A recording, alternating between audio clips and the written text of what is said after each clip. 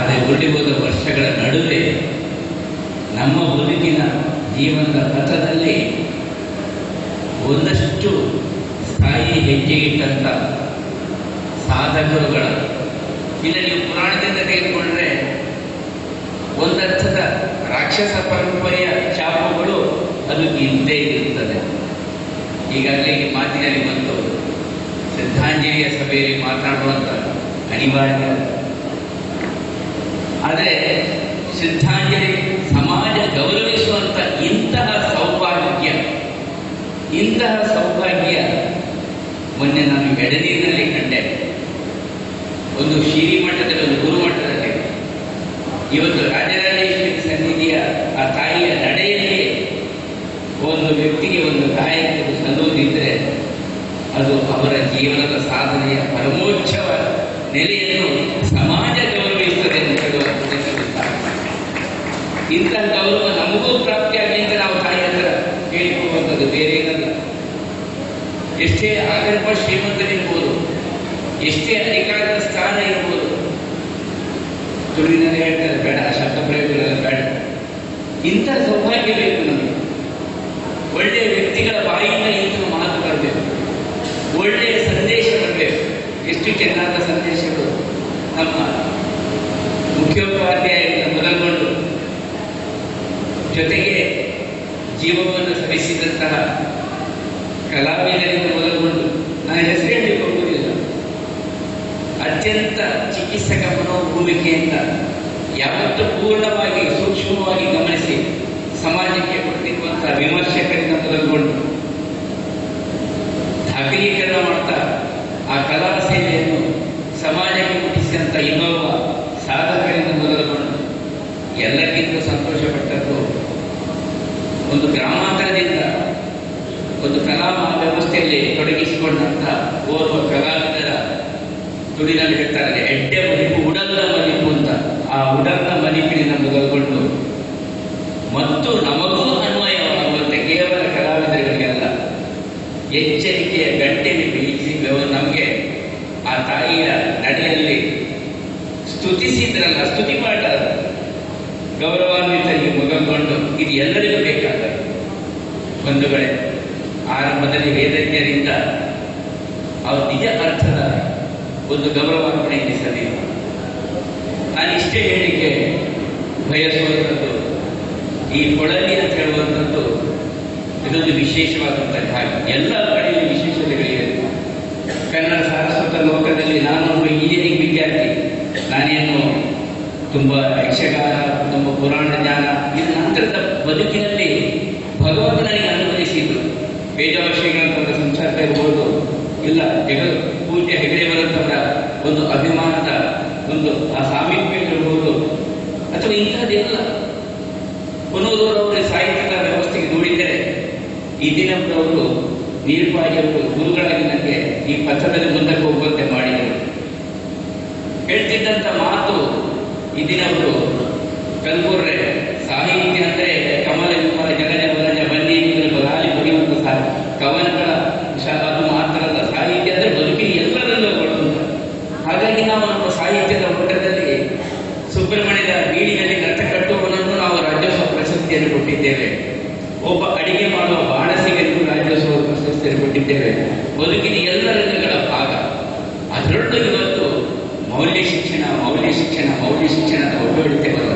ಸುಮ್ಮನೆ ನಾವು ಯಾಕೆ ಒಂದು ಆ ವಿಜ್ಞಾನ ಹಾಗೆ ಹೀಗಂತ ಶಿಕ್ಷಣದ ವ್ಯವಸ್ಥೆಗೆ ಒಂದು ಪ್ರಜಾಪ್ರಭುತ್ವದ ಇವತ್ತಿನ ನಂತರದ ಕಾಲಘಟ್ಟದಲ್ಲಿ ನಾವು ರಾಜಮಹಾರಾಜಗಳ ಐಗಳ ಮಠದ ಚಿಂತನೆ ಈಗ ಮಾಡೋದಕ್ಕೆ ಅದರ ಅರ್ಥವಿಲ್ಲ. ಅದಕ್ಕೊಂದು ರೀತಿಯ ಸೈದ್ಧಾಂತಿಕ ರೂಪ ಬಂದಾಗ ನನಗೆ ನೆನಪಾಗ್ತದೆ ಪೂಜ್ಯ ಪುರಿ ಶಂಕರಾಚಾರ್ಯ ಮಠದಲ್ಲಿ ಪ್ರಥಮ ಋಗ್ವೇದದ ಅಧಿಪತಿಗಳು ನಮ್ಮ ಮನೆಯಲ್ಲಿ 2 ದಿವಸ ತಂಗಿದ್ದಾಗ ಅವರು ಪರಿಪೂರ್ಣ ವಿಶೇಷತೆಗೆ ಇಲ್ಲಿಯ ಸ್ವಾಮಿಗಳನ್ನು ಬರ್ತಾರೆ, ತಗೊಳ್ತಾರೆ, ಪ್ರವಚನ ಮಾಡ್ತಾರೆ, ಅಥವಾ ಯಾವುದಾದ್ರೂ ಭಕ್ತರ ಮನೆಯಲ್ಲಿ ಅದು ವ್ಯವಸ್ಥೆಗಳಲ್ಲಿ ಅದಲ್ಲ. ಪ್ರಶ್ನೋತ್ತರ ಮಂಗಳೂರಿನ ಬಾಳಪಟ್ಟಣದಲ್ಲಿ ಪ್ರಶ್ನೋತ್ತರ ಆದಾಗ ಒಬ್ಬರು ಹೀಗೆ ಪ್ರಶ್ನೋತ್ತರದ ವ್ಯವಸ್ಥೆ ಇದೆ. ಅಂದರೆ ಸಂವಾದದ ರೀತಿ ಉತ್ತರ ಭಾರತದ ಕ್ರಮ. ಕಾರಣಗಳು ಬೇರೆ ಬೇರೆ ಇರ್ಬೋದು. ಚಿನ್ನ, ವಜ್ರ, ವೈಡೂರ್ಯ, ಅಲಂಕಾರಿಕ ಈ ವ್ಯವಸ್ಥೆಗಳಿಂದ ಕೇವಲ ಬಟ್ಟೆಗಳಿದೆ, ಅದಕ್ಕೂ ಬೇರೆ ಕಾರಣ ಇರ್ತದೆ. ಪರಕೀಯರ ಆಕ್ರಮಣದಿಂದ ಬರುತ್ತಂತ ನಮ್ಮ ಪುರಾಣದಲ್ಲಿ ಬರ್ತದೆ. ಒಬ್ಬರು ಕೇಳಿದ್ರು, ಸ್ವಾಮೀಜಿ ಅಭಿ ಶಿಕ್ಷಣ ಮೇ मौल्य शिक्षण, राष्ट्रीय शिक्षण, सामाजिक शिक्षण, धार्मिक शिक्षण वो कुछ भी नहीं मिलता है ना. और ಹೇಳಿದಂತ ಗಡಸತನವಾದರು ದೊಡ್ಡ ವಿಜ್ಞಾನಿಗಳು ಇವತ್ತಿಗೂ ನಾಸಾದ ಜೊತೆಗೆ ಈ ಯೂಟ್ಯೂಬ್ನಲ್ಲಿ ಗೊತ್ತಾಗ್ತದೆ, ಅವರು ದಿನಕ್ಕೆ 1-2 ಗಂಟೆಗಳ ಕಾಲ ನೇರ ಅವರ ಜೊತೆಗೆ ಸಂಪರ್ಕದಲ್ಲಿದ್ದಾರೆ. ಒಬ್ಬ ಅಣು ವಿಜ್ಞಾನಿ ಅವರು ಹೇಳಿದರು, क्यों मिलना चाहिए, वो तो नहीं मिलना चाहिए, वो तो नहीं मिलना चाहिए, वो तो पहले घर में, समाज में, मठ ಮಂದಿರದಲ್ಲಿ ಎಲ್ಲ ಧರ್ಮಕ್ಕೂ ಅನ್ವಯ ಆಗ್ತದೆ. ಒಳ್ಳೆಯದಾದಂಥ ಮಾತು. ಇವತ್ತು ಅಂತಹ ಶಿಕ್ಷಣ ಕೊಡುವಂತ ಎಲ್ಲ ಕಲಾ ಮಾಧ್ಯಮಗಳು, ಸನಾತನ ಸಂಸ್ಕೃತಿಯ ಕಲಾ ಮಾಧ್ಯಮಗಳು ಅಂತಹ ಶಿಕ್ಷಣವನ್ನೇ ಕೊಡುವಂಥದ್ದು. ವಿಕೃತತೆಯನ್ನು ಬಿಂಬಿಸುವಂಥದ್ದು ಅಥವಾ ಕಲಾವಿದನನ್ನು ಮುಂದಿಟ್ಟುಕೊಂಡು ಸಮಾಜಕ್ಕೆ ವಿಕೃತತೆಯನ್ನು ಉಗುಳುವಂಥದ್ದು ಎಂದು ನಮ್ಮ ಜೀವನ ವ್ಯವಸ್ಥೆ ಇಲ್ಲವೇ ಇಲ್ಲ. ಇವತ್ತು ಅಂತ ದುರ್ದೈವಗಳನ್ನು ನಾವು ನೋಡ್ತಾ ಇದ್ದೇವೆ. ದೊಡ್ಡ ದೊಡ್ಡ ಸ್ಥಳದಲ್ಲಿ ಕುಳಿತುಕೊಂಡು ಅವರು ಹೇಳ್ತಿದ್ದದ್ದು, ನಮ್ಮ ಈ ಪ್ರದೇಶ ನಾವು ಸೌಭಾಗ್ಯವಂತರು, ನಾವೇನು ಪಾಲನೆತ್ತಬೇಕಾಗಿಲ್ಲ, ಯಕ್ಷಗಾನ ನಮ್ಮಲ್ಲಿ ಮಾತ್ರ ಅಂತಲ್ಲ, ಪ್ರಪಂಚದಾದ್ಯಂತ ನೀವು ಹೊರದೇಶದಲ್ಲೂ ತೆಗೆದುಕೊಂಡ್ರು, ಭಾರತದಾದ್ಯಂತ ಬೇರೆ ಬೇರೆ ಸ್ವರೂಪದಲ್ಲಿ, ಮಧ್ಯಪ್ರದೇಶದಲ್ಲಿ ಪುರಾಣಿ ಆಟ, ತಮಿಳುನಾಡು ಇನ್ನೊಂದು, ನಮ್ಮದೇ ಉತ್ತರ ಕನ್ನಡದಲ್ಲಿ ದೊಡ್ಡ ಆಟ, ಸಣ್ಣ ಆಟ, ತೊಗಲುಗೊಂಬೆ ಆಟ, ಶ್ರೀಕೃಷ್ಣ ಪಾರಿಜಾತ, ಸನಗೀವರನ್ನು ಕೇಳಿರ್ತೀವಿ ನೀವು, ಎಂ ಸನಗೀವರು ಅಂತ. ಅವರು ಹೊರದೇಶದಿಂದ ಆಗಿನ ನವಂಬರ್ ಕಾಲದಲ್ಲಿ ಇಲ್ಲಿಗೆ ತರಿಸಲ್ಪಟ್ಟರು, ಯಾವುದೋ ಒಂದು ರೀತಿಯ ಯುದ್ಧದ ವ್ಯವಸ್ಥೆಗೆ, ಅವರ ಕುಟುಂಬ, ಅವರ ಆ ಜನಾಂಗ. ಆನಂತರ ಅವರಿಗೆ ಆಗ ನವಂಬರ್ ಕಾಲದಲ್ಲಿ ಉದ್ಯೋಗ ಬೇಕಲ್ಲ, ಅದಕ್ಕೆ ಶ್ರೀಕೃಷ್ಣ ಪಾರಿಜಾತ ಎನ್ನುವಂಥ ಕಲಾ ಮಾಧ್ಯಮವನ್ನು ಅವರಿಗೆ ದಯಪಾಲಿಸಿದರು. ನೀವು ಆ ಕಾಲಕ್ಕೆ ಹೋಗ್ಬೇಕು, ಈಗ ಮಾತಾಡಿದ ಕೂಡಲೇ ನಾವು ಜಾತಿ ಧರ್ಮ ಏನೇನು ಸಮೀಕರಣ ಮಾಡ್ತೇವೆ, ಅವರೇ ಹೇಳಿದ ಮಾತು ಅವರ ಪುಸ್ತಕದಲ್ಲಿರುವ ಮಾತು. ಹೀಗೆ ಆದರೆ ಏನಾಯಿತು, ನಾವು ಯಕ್ಷಗಾನ ಸಮ್ಮೇಳನ ಮಾಡಿದವರು ಪುರಾಣಿಕರು, ಇದು ನಾವಣಿಗೆ ಗೊತ್ತಿದೆ, ಅಲ್ಲಿ ಎಲ್ಲ ಅದು ರಾಜಾಶ್ರಯವನ್ನು, ಸರ್ಕಾರದ ಅನುದಾನವನ್ನು ಬಿಡುಬಟ್ಟು, ಆದರೆ ನಾವು ಈ ಪ್ರದೇಶ ಜನ, ಅದಕ್ಕೆ ನಮ್ಮನ್ನು ಬುದ್ಧಿವಂತರು ಹೇಳೋದು. ಅದು ಕಾಸರಗೋಡು ಇರ್ಬೋದು, ದಕ್ಷಿಣ ಕನ್ನಡ ಇರ್ಬೋದು, ಉಡುಪಿ ಇರ್ಬೋದು, ಉತ್ತರ ಕನ್ನಡ ಸಹಿತವಾಗಿ ಜನಾಶ್ರಯದಿಂದ ಈ ವ್ಯವಸ್ಥೆ ಉಳಿಯಿತು. ಜನಾಶ್ರಯದಿಂದ, ಈ ಜನಾಶ್ರಯದಿಂದ ಉಳಿದುಕೊಂಡಂಥ ವ್ಯವಸ್ಥೆ ನೆಲೆಯಲ್ಲಿ ನಮಗೆ ರಾಮಾಯಣ, ಮಹಾಭಾರತ, ಅದು ಎಲ್ಲವೂ ಬರೆದಂಥ ಪ್ರಸಂಗಗಳ ವ್ಯವಸ್ಥೆಗಳು, ಆ ಸುಂದರವಾದಂತಹ ಭಾಗವತಿಕೆಯ ಮುಖಾಂತರ ನಮ್ಮ ಮನಸ್ಸಿನಲ್ಲಿ ಮುಟ್ಟುವಂತೆ ಮಾಡಿದರಲ್ಲ, ಅಂತ ಮಹಾನ್ಮಹಿಮರಲ್ಲಿ ಬಹುಶಃ ಅಮ್ಮಣ್ಣಾಯರು ಆ ಪತ್ರದಲ್ಲಿ ದೊಡ್ಡದಾದಂಥ ಒಂದು ಸ್ಥಾಯಿಯ ಮುದ್ರೆಯನ್ನು ಒತ್ತಿದ್ದಾರೆ ಅಂತ ಹೇಳಿದ್ರೆ ತಪ್ಪಾಗಲಾರದು. ಅನೇಕ ಜನರುಗಳು ಕವಿ ಭಾಗವತ ಬಹುಶಃ ಈ ಸಮ್ಮೇಳನದಲ್ಲಿ ಕೊಳಲಿಯಲಾದಾಗ ನನಗೆ ನೆನಪಾಗುವಂಥದ್ದು, ನಾನು ವೈಯಕ್ತಿಕವಾಗಿ ಒಬ್ಬರುವಂಥದ್ದು ತಾಯಿಯ ಅನುಗ್ರಹದಿಂದ ಈ ಸಂಘಟನೆಯಲ್ಲಿ ತೊಡಗಿಸಿಕೊಂಡಂಥ ವ್ಯಕ್ತಿಗಳೇ ನಾವುಡ್ರು ಇರ್ಬೋದು, ಕಾರಂತರು ಇರ್ಬೋದು, ಅಮ್ಮುಂಜೆ ಇದ್ದವರು, ಅವರು ಯಾವಾಗ ಹಿಂದೆ ಕೂತ್ಕೊಂಡೆಲ್ಲ ಮಾಡುವಂಥದ್ದು.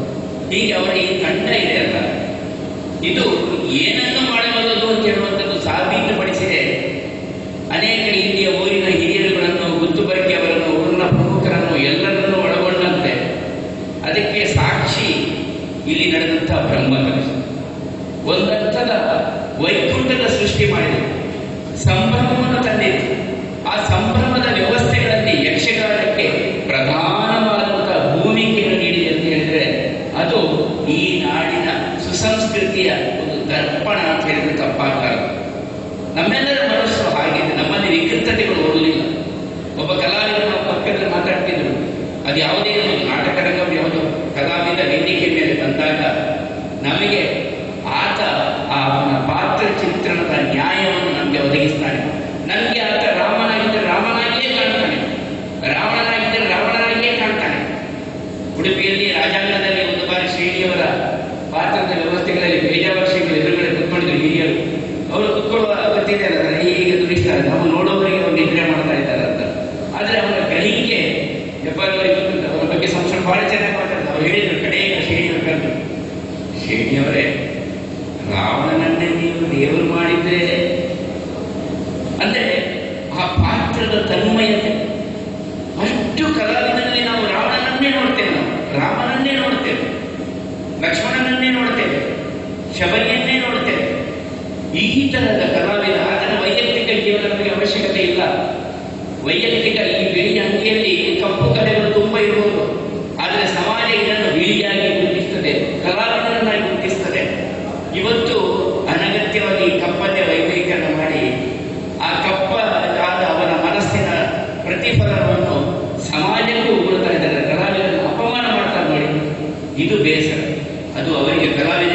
ಕೇವಲ ಹೊಟ್ಟೆಗೆ ಅನ್ನ ಮಾತ್ರ. ಅವರಿಗೆ ಹೊಟ್ಟೆಗೆ ಅನ್ನಕ್ಕೆ ಶ್ರೇಣಿಯವರಿಗೂ ಸಾಮುಗರಿಗೂ ಅಥವಾ ಬೇರೆ ಬೇರೆ ರಂಗದಲ್ಲಿದ್ದವರಿಗೂ ಅವರು ಬೇರೆ ರಂಗವನ್ನು ಅದಕ್ಕೂ ಅನ್ನ ಕೊಡ್ತಿತ್ತು. ಜಪಾನವರೇ ಬೇರೆ ಅನ್ನ ಕೊಡೋದಿಲ್ಲ, ಬೇಕಾದಷ್ಟು ಅನ್ನ ಕೊಡೋದು. ಆದರೆ ಅವರಲ್ಲಿ ತಮ್ಮ ತಾವು ಸಮರ್ಪಿಸಿಕೊಂಡು ಸಮಾಜಕ್ಕೆ ಹೇಗೆ ವೇದವೋ ಹಾಗೆ ನಾದ, ಹೇಗೆ ವೇದ ನಾದ ಆ ಸಾನ್ನಿಧ್ಯಕ್ಕೆ ಸಮರ್ಪಿತವೋ ಕಲಾ ಮಾಧ್ಯಮದ ಮುಖಾಂತರ ತಮ್ಮ ಬದುಕನ್ನು ಅವರು ಸಮರ್ಪಿಸಿದ ಕಾರಣ ಇವತ್ತು ಕಾಲ ಕಾಲಕ್ಕೆ ಸ್ವಲ್ಪ ಅಕಾಲದಲ್ಲಾದರೂ ಅದು ಅಕಾಲದಲ್ಲಿ ಮಳೆ ಬಂದರೆ ಆ ಥರ ಉಳಿದ ಕಾರಣ ಇರ್ಬೋದು. ಈ ಮಳೆಯ ಬೆಳೆ ನಾವೆಲ್ಲ ಸುಸ್ಥಿತರಲ್ಲಿದ್ದೇವೆ. ಬಂಧುಗಳೇ, ನಾನು ಹೆಚ್ಚು ಹೇಳಲಿಕ್ಕೆ ಬಯಸದೆ ಈ ಸಾನ್ನಿಧ್ಯದಲ್ಲಿ ಅವರಿಗೆ ಸಲ್ಲಿಸಿದಂತಹ ನಿಜ ಅರ್ಥದ ನಮ್ಮ ಸನಾತನ ಸಂಸ್ಕೃತಿ ಎಷ್ಟು ಒಳ್ಳೆಯದು ನೋಡಿ. ನಮ್ಮಲ್ಲಿ ಶೋಕಾಚರಣೆ ಅಂತ ಹೇಳುವ ಚಿಂತನೆ ಇಲ್ಲ. ಇವತ್ತು ಹೊರದೇಶದವರು ನಮ್ಮನ್ನು ಅವಲಂಬಿಸ್ತಾ ಇದ್ದಾರೆ. ಏನು ಕಪ್ಪು ಅಂಗಿನ ಹಾಕಿಕೊಂಡು ಯಾವುದು ಪ್ರಾಕ್ಟೀಸ್ ಅಲ್ಲ, ನಮ್ಮಲ್ಲಿ ಎಲ್ಲರೂ ಬಿಳಿ ತಮ್ಮನ್ನು ತಾವು ಸಮರ್ಪಿಸಿಕೊಂಡು ಅದು ಯಾವುದೇ ರಂಗ ಇರ್ಬೋದು, ಒಂದು ಅಧ್ಯಾಪಕ ಇರ್ಬೋದು, ಒಬ್ಬ ಶುಚಿತ್ವ ಮಾಡುವಂತಹ ಶುಚಿತ್ವದ ಕಾರ್ಮಿಕ ಇರ್ಬೋದು, ಒಬ್ಬ ನಾಗಸ್ವರ ಕದಿಯವರನ್ನ ಇವತ್ತಿಗೂ ನಾವು ನೆನೀತೇವೆ. ನಾವು ಅವರ ಹೆಸರಿನಲ್ಲಿ ನಮ್ಮ ಕುಟುಂಬದಲ್ಲಿ ಆಗಲಿ ನಾವು ಸಮಾರಾಧನೆಯನ್ನು ಮಾಡುವುದಿಲ್ಲ. ವೈಕುಂಠ ಸಮಾರಾಧನೆ, ವೈಕುಂಠ ಅಂತ ಹೇಳಿದ್ರೆ ಕೇವಲ ಒಂದು ಧರ್ಮದ ವೈಕುಂಠ ಅಂತ ಹೇಳಿದ್ರೆ ಸ್ವರ್ಗ, ಆ ಸರ್ವಶಕ್ತ ಮಾಡುವ ದಿನ ನಾವು ಶೋಕಾಚರಣೆಯಲ್ಲ, ಆ ಸಮಾರಾಧನೆಯ ನಿಜ ಅರ್ಥದ ಒಂದು ಪುಟ್ಟ ಭಾಗವನ್ನೇ ಗುರುಮಠದಲ್ಲಾಗಿದ್ದರೆ ಇವತ್ತು ರಾಜರಾಜೇಶ್ವರಿಯ ಸಾನ್ನಿಧ್ಯದಲ್ಲಿ ನಿಜವಾಗಿಯೂ ಅವರು ಸೌಭಾಗ್ಯವಂತರು. ನಿಜ ಅರ್ಥದಲ್ಲಿ ನಾವು ಇಂತಹ ಚಿಂತನೆಗಳೊಂದಿಗೆ ಇದು ಪ್ರೇರಣೆ ಕೊಡುತ್ತದೆ. ಉಳಿದ ಕಲಾವಿದರಿಗೆ ಕೆಲವೊಮ್ಮೆ ಯಾವುದೋ ರೀತಿಯಲ್ಲಿ ಸಮಾಜಗಳಾದಂತಹ ಮನಸ್ಸಿಗಾದಂಥ ಆಘಾತ ಅದು ಇಂತಹ ಕಾರ್ಯಕ್ರಮಗಳಿಂದ ಅವರಿಗೆ ಬದುಕಿಗೆ ಅವರು ನಡೆದುಕೊಂಡಂಥ ಅಥವಾ ಅವರು ತೊಡಗಿಸಿಕೊಂಡಂಥ ದಾರಿಗೆ ಅದು ಸ್ಫೂರ್ತಿ ಆಗ್ತದೆ. ಅದು ಸ್ಫೂರ್ತಿ ಆದರೆ ಅವರು ಇನ್ನಷ್ಟು ಜ್ಞಾನವಂತರಾಗಿ ನಮಗೆ ಜ್ಞಾನವನ್ನು ಕೊಡುವಂಥ ಒಂದು ಶಕ್ತಿ ದೇವತೆಗಳಾಗಿ ನಮ್ಮನ್ನು ಅವರು ಅನುಗ್ರಹಿಸ್ತಾರೆ. ಶಕ್ತಿ ದೇವತೆ ಹೇಗೆ ಒಬ್ಬ ಪುರೋಹಿತ ನಮಗೆ ಒಳ್ಳೆಯ ಆಶೀರ್ವಾದ ಮಾಡ್ತಾನೋ, ಅವರು ವೇದಿಕೆ ಮೇಲೆ ಬಂದಾಗ ಅವರ ಬಾಯಲ್ಲಿ ಬಂದಂಥ ನುಡಿಮುತ್ತುಗಳು ಆ ಪಾತ್ರದ ಒಂದು ಗೌರವಕ್ಕೆ ಸರಿಯಾಗಿ ನಮಗೆ ಒಂದು ಅರ್ಥದ ಆಶೀರ್ವಾದ, ಬದುಕಿಗೆ ಪಥ. ಇವತ್ತಿನ ಕಾರ್ಯಕ್ರಮದಲ್ಲಿ ನಾವು ಒಬ್ಬೊಬ್ಬರ ಚಿಂತನೆ ಕೇಳಿದಾಗ ಅದು ಎಷ್ಟು ಮನಸ್ಸಿಗೆ ಜ್ಞಾನ ನೋಡಿ, ಎಷ್ಟು ಕೆಲವೊಮ್ಮೆ ತೋರುತ್ತದೆ ನನಗೆ ಉದ್ಘಾಟನಾ ಭಾಷಣ ಮಾಡಬಾರ್ದು, ಅಧ್ಯಕ್ಷ ಭಾಷಣ ಮಾಡಬೇಕು. ಯಾಕಂದ್ರೆ ಎಲ್ಲರ ಮಾತು ಕೇಳಿದಾಗ ಒಂದಷ್ಟು ಈ ತುಕ್ಕು ಹಿಡಿದಂಥ ಮಿದುಳಿಗೆ ಅದು ಹರಿತವಾಗಿ ಯೋಚನೆ ಮಾಡಲಿಕ್ಕೆ ಆರಂಭ ಮಾಡಿದಂಥ ಅದುವೇ ತರಳ ಬಂದರೆ ಅದುವೇ ಯಕ್ಷಗಾನ ಹೊರಡುಗಡೆ, ಅದುವೇ ನಮಗೆ ಯಕ್ಷಗಾನ ಆಡಿದಂಥ ದೊಡ್ಡದಾದಂಥ ಕೊಡುಗೆ. ಆ ಕೊಡುಗೆಯಲ್ಲಿ ದೊಡ್ಡದಾದಂತಹ ಅಮ್ಮಣ್ಣಯ್ಯ ನಮ್ಮೊಂದಿಗಿಲ್ಲ, ಅನಿವಾರ್ಯ. ಏನೇನೋ ಅಲ್ಲದಿರ್ಬೋದು. ಇವತ್ತು ಅನೇಕ ಹಿರಿಯರು ನಮ್ಮೊಂದಿಲ್ಲ. ಕೃಷ್ಣ ಪ್ರಾರಬ್ಧ ಕರ್ಮ ಅಂತ ಹೇಳ್ತಾರೆ ಅದಕ್ಕೆ. ಕೃಷ್ಣ ಪರಮಾತ್ಮನೇ ನೀವೆಲ್ಲ ಅರ್ಥದಾಗಿರೋದ್ರಿಂದ ಮಾತ್ರ ತಪ್ಪಿರ್ಬೋದು. ಆತನು ಕೊನೆಗೆ ಆ ಪರಲೋಕಕ್ಕೆ ಸೇರಿದ್ದು ಅಥವಾ ನಿಜ ಅರ್ಥದ ವಾಸ್ತವ ಹೇಗೆಂದ್ರೆ ಕಾಲಿಗೆ ಅವನ ಇಡೀ ವಂಶನಾಶವಾಗಿ ಮಾಡತಾಗಿಲ್ಲ. ಮೊನ್ನೆ ನಮ್ಮಲ್ಲಿದ್ದಂಥ ವಿಶ್ವೇಶತೀರ್ಥ ಶ್ರೀಪಾದರು ಶ್ರೀಕೃಷ್ಣ ನಮ್ಮಲ್ಲಿದ್ದವರು ಇದ್ದಾರೆ ಅಲ್ಲಲ್ಲ. ಆದರೆ ಅವರ ಬದುಕಿನ ಸ್ಫೂರ್ತಿ ಇದು ಜೀವನ ಮೌಲ್ಯ ಮತ್ತು ಜೀವನ ಉತ್ಸಾಹ ಅಂತ ಹೇಳ್ತಾರೆ ನಾವು. ಈ ಜೀವನ ಮೌಲ್ಯ ಮತ್ತು ಜೀವನ ಉತ್ಸಾಹದ ವ್ಯವಸ್ಥೆಯಲ್ಲಿ ಇಂತಹ ಆಚರಣೆಗಳು ನಮ್ಮೆಲ್ಲರಿಗೂ, ವಿಶೇಷವಾಗಿ ಕಲಾವಿದರಿಗಳಿಗೂ ಶಕ್ತಿ ಕೊಡ್ತದೆ. ನಮ್ಮ ಯುವಕರಿಗೂ, ನಮ್ಮ ಜನಾಂಗಕ್ಕೂ, ನಮ್ಮ ಬದುಕಿನಲ್ಲೂ ಒಂದು ರೀತಿಯಲ್ಲಿ ನಮಗೆ ಶಕ್ತಿಯನ್ನು, ಜ್ಞಾನವನ್ನು ನೀಡುತ್ತದೆ. ಈ ಸಂದರ್ಭ ಹೇಳ್ತಾ, ಇದುವೇ ಸಾಹಿತ್ಯದ ಸೇವೆ, ಇದುವೇ ಸರಸ್ವತಿಯ ಸೇವೆ. ಫಲ್ಗುಣಿ, ಕೊಳಲಿಯ ಫಲ್ಗುಣಿ ಅಂತ ನಾವು ಪುಸ್ತಕ ತಂತು ಅಲ್ವಾ ನೋಡಿದ್ರೆ, ಆ ಕೊಳಲಿಯ ಫಲ್ಗುಣಿಯ ದಾಖಲಾತಿಯ ವ್ಯವಸ್ಥೆಗಳ ಕೊಳಲಿ ನಿತ್ಯಾನಂದ ಕಾರಂತರು ಅದಕ್ಕೆ ಹೆಸರನ್ನು ಚಿಂತೆ ಮಾಡಿದ ದೊಡ್ಡ ವಿದ್ವಾಂಸರು ಅಲ್ವಾ ಅಮ್ಮಜಿಯವರೇ. ಆ ಫಲ್ಗುಣಿಯಲ್ಲಿ ನೀರು ಹರಿದಂತೆ ಇಂಥ ನಿತ್ಯ ಚಿಂತನೆಗಳು ಹರಿತಾನೇ ಇರ್ತದೆ. ಈ ಒಳ್ಳೆಯ ಸಾಹಿತ್ಯ, ಸಂಸ್ಕೃತಿ, ಧಾರ್ಮಿಕ ಬದುಕು, ಶಿಕ್ಷಣ ಈ ಎಲ್ಲ ಹರಿಯುವ ನದಿಯ ವ್ಯವಸ್ಥೆಯಲ್ಲಿ ನಾವು ಅನಗತ್ಯವಾಗಿ ಶುದ್ಧವಾದ ನದಿಗೆ ಕಲುಷಿತವನ್ನು ಹಾಕದೆ ಇಂಥ ಸಜ್ಜನಿಕೆಯ ಒಳ್ಳೆಯ ಚಿಂತನೆಗಳನ್ನು ನೀಡಿದಲ್ಲಿ ಆ ಫಲ್ಗುಣಿ ನಮಗೆ ಗಂಗೆಯಂತೆ ನಮ್ಮನ್ನು ಅನುಗ್ರಹಿಸ್ತಾಳೆ. ಅಂಥ ಒಂದು ನೆಲೆಯ ಒಳ್ಳೆಯ ಕಾರ್ಯಕ್ರಮ ಇಲ್ಲಿಯ ಬಂಧುಗಳು ಸನ್ಮಾನ, ಸಂಸ್ಕಾರ, ಪ್ರದರ್ಶನ ಅದೆಲ್ಲದರ ಜೊತೆಗೆ ಆ ಹಿರಿಯ ಕಲೆಗಳನ್ನು ಒಬ್ಬ ಋಷಿಯಂತೆ ಗೌರವಿಸಿದ್ದುಂಟಲ್ಲ, ಇದು ನಿಜಕ್ಕೂ ಈ ಕ್ಷೇತ್ರಕ್ಕೆ ತಾಯಿ ನಮಗೆ ನಮ್ಮನ್ನೆಲ್ಲರೂ ಅನುಗ್ರಹಿಸ್ತಾಳೆ. ಈ ಕ್ಷೇತ್ರಕ್ಕೆ ಸನ್ನಂಥ ದೊಡ್ಡದಾದಂಥ ಒಂದು ಗೌರವ ಅಂತ ಭಾವಿಸ್ತಾ ಆ ಅಮ್ಮಣ್ಣಯ್ಯರ ಕುಟುಂಬದವರಿಗೂ ಮತ್ತು ಎಲ್ಲರಿಗೂ ನಾವು ನಿಮ್ಮೊಂದಿಗೆ ಇದ್ದೇವೆ. ನಮ್ಮ ಮನೆಯಲ್ಲಾದಾಗೂ ನೀವು ನಮ್ಮೊಂದಿಗೆ ಇರಿ. ಒಂದಾಗಿ ನಾವು ಸಮಾಜದಲ್ಲಿ ಕುಟುಂಬದವರಂತೆ ಬಾಳ್ತಾ ನಮ್ಮ ಮನೆಯೊಳಗೆ ನಮ್ಮ ಪದ್ಧತಿಯಲ್ಲಿ ನಮ್ಮ ಬದುಕನ್ನು ನಾವು ಕಟ್ಟಿಕೊಳ್ಳೋಣ ಅಂತ ಹೇಳುವ ಚಿಂತನೆಯೊಂದಿಗೆ ಎಲ್ಲ ಹಿರಿಯರಿಗೆ ನಾನು ವಂದಿಸಿ ಮುಂಭಾಗದಲ್ಲಿ ಕುಳಿತುಕೊಂಡಂತ ಅಥವಾ ಇವತ್ತು ನೋಡಿ ಕೆಲವೊಮ್ಮೆ ಆಶ್ಚರ್ಯ ಆಗ್ತದೆ. ನಾವು ಕೇಳ್ತೇವೆ, ನಾವು ದೊಡ್ಡ ದೊಡ್ಡ ವಿಶ್ವಾಮಿತ್ರರನ್ನು ಅಥವಾ ವಸಿಷ್ಠರನ್ನು ಇಲ್ಲ ಯಕ್ಷಗಾನದಲ್ಲಿ ಪಾರ್ಥಿಸುಬ್ಬರನ್ನು ದೊಡ್ಡ ದೊಡ್ಡ ಕಲಾವಿದರು, ಇವತ್ತು ಅಥವಾ ದೊಡ್ಡ ದೊಡ್ಡ ಸಂಗೀತಗಾರರು, ಕೆಂಪೈ ವೈದ್ಯನಾಥನೋ ಅಥವಾ ಯಾವ್ಯಾವ ದೊಡ್ಡ ದೊಡ್ಡ ಸಂಗೀತಗಾರರು. ತಂತ್ರಜ್ಞಾನ ಕೆಲವೊಮ್ಮೆ ನಮಗೆ ನಾವು ದೂಷಣೆ ಮಾಡ್ತೇವೆ, ವಾಟ್ಸಪ್, ಫೇಸ್ಬುಕ್ ಅಥವಾ ರೆಕಾರ್ಡಿಂಗು, ಟಿವಿಯು. ಇವತ್ತಿನ ತಂತ್ರಜ್ಞಾನದಲ್ಲಿ ಅಮ್ಮಣ್ಣಯರು ಇಲ್ಲದಿದ್ದರೂ ಅಮ್ಮಣ್ಣಯರ ಧ್ವನಿ ನಮ್ಮ ಕಾರಿನ ಕ್ಯಾಸೆಟ್ನಲ್ಲೋ ಅಥವಾ ದೃಶ್ಯ ಮಾಧ್ಯಮದಲ್ಲೋ ಯೂಟ್ಯೂಬ್ನಲ್ಲೋ ಶಾಶ್ವತ ಅಲ್ಲ ಸ್ವಾಮಿ. ತಂತ್ರಜ್ಞಾನ ಅವರಿಗೆ ನೀಡಿದಂತಹ ಭಗವಂತ ನೀಡಿದ ದೊಡ್ಡ ಅನುಗ್ರಹ ಅಲ್ವಾ. ಅವರ ಮುಖದರ್ಶನ ನಮಗೆ ನಿತ್ಯ ನೋಡುವಂಥ ಸೌಭಾಗ್ಯ. ಇವತ್ತು ನಾನು ವಿಷ್ಣು ಸಹಸ್ರನಾಮ ಓದುವಾಗ MS ಸುಬ್ಬಲಕ್ಷ್ಮಿಯ ಕ್ಯಾಸೆಟ್ ಅನ್ನು ಹಾಕಿ ನಾನು ವಿಷ್ಣು ಸಹಸ್ರನಾಮ ಓದುದು ಅವಳೇ ಒಂದು ನಮಗೆ ಹೇಳಿಬಿಟ್ಟಂತೆ ಅನುಭವ ಆಗ್ತದೆ. ಅಂಥ ಒಂದು ಅನುಭವವನ್ನು, ಅಂಥ ಒಂದು ಸೌಭಾಗ್ಯವನ್ನು ಹಿಂದಿನವರಿಗೆ ಇರದ ಸೌಭಾಗ್ಯ ಹಿಂದೆ ಆ ಶಕ್ತಿ ಏನು ಬಹುಶಃ ಕೈಯಲ್ಲಿ ಆಗಿ ನಾನು ಕೇಳ್ತಿದ್ದಂತೆ ಆ ಒಂದು ಅನುಗ್ರಹ ಭಗವಂತ ಅಮ್ಮಣ್ಣಯವರಿಗೆ ಅನುಗ್ರಹಿಸಿದ್ದಾನಲ್ಲ, ಅದು ಒಂದು ಅವರ ಸೌಭಾಗ್ಯ. ಅವರ ಇಷ್ಟೇ ನಾವು ಮಾಡಬಹುದು. ಇವರು ಹೇಳಿದ್ರು, ನನ್ನ ಹೃದಯದಲ್ಲಿ ನಾನು ಜಪಾಲವರು ಹೇಳಿದ್ರು ಧರಿಸಿದ್ದೇನೆ ಅಂತ. ನಾವು ನಮ್ಮ ಈ ಕೇಳುವಿಕೆಯ ವ್ಯವಸ್ಥೆಯಲ್ಲಿ ನಾನು ಭುಜಮರಿ ಅಂತ ಹೇಳಿದ್ದೆ, ನನಗೊಂದಷ್ಟು ಪೆನ್ಡ್ರೈವ್ ಎಲ್ಲ ಕೊಡಿ, ಕಾರಿನಲ್ಲಿ ಹೋಗುವಾಗಾದ್ರೂ ನೀವು ನಾನು ವಾಟ್ಸಪ್ ನೋಡ್ಲಿಕ್ಕೆ ಹೋಗುವುದಿಲ್ಲ, ಕೇಳಲಿಕ್ಕೆ ಆಗ್ತದೆ. ಇಂಥ ಒಳ್ಳೆ ಚಿಂತನೆಯನ್ನು ಕೇಳಿದರೆ, ಅವರ ಭಾಗವತಿಯನ್ನು ಕೇಳಿದರೆ ನಮಗೆ ಒಂದಷ್ಟು ಜ್ಞಾನಾರ್ಜನೆ ಆಗ್ತದೆ. ಆ ಜ್ಞಾನಾರ್ಜನೆಯ ಸೌಭಾಗ್ಯದ ತಂತ್ರಜ್ಞಾನವನ್ನು ಉಪಯೋಗಿಸಿಕೊಳ್ಳೋಣ ಅಂತ ಹೇಳ್ತಾ ಆ ಎಲ್ಲರಿಗೂ ವಂದಿಸಿ ಅಮ್ಮಣ್ಣಯ್ಯಕ್ಕೆ ಬಹಳ ಗೌರವದ ನಮನಗಳನ್ನು ಸಲ್ಲಿಸ್ತಾ ರಸರಾಗ ಚಕ್ರವರ್ತಿಗೆ ರಸಾಭಿಷೇಕ ಅಂತ, ರಸಾಭಿಷೇಕ ಆ ಕೊಡಲಿ ಅಮ್ಮನವರ ಅನುಗ್ರಹದ ಅಭಿಷೇಕವು ಅವರಿಗೆ ಆಗಲಿ ಅಂತ ಹೇಳ್ತಾ ವಿರಮಿಸ್ತಾ ಇದ್ದೇನೆ. ನಮಸ್ಕಾರ.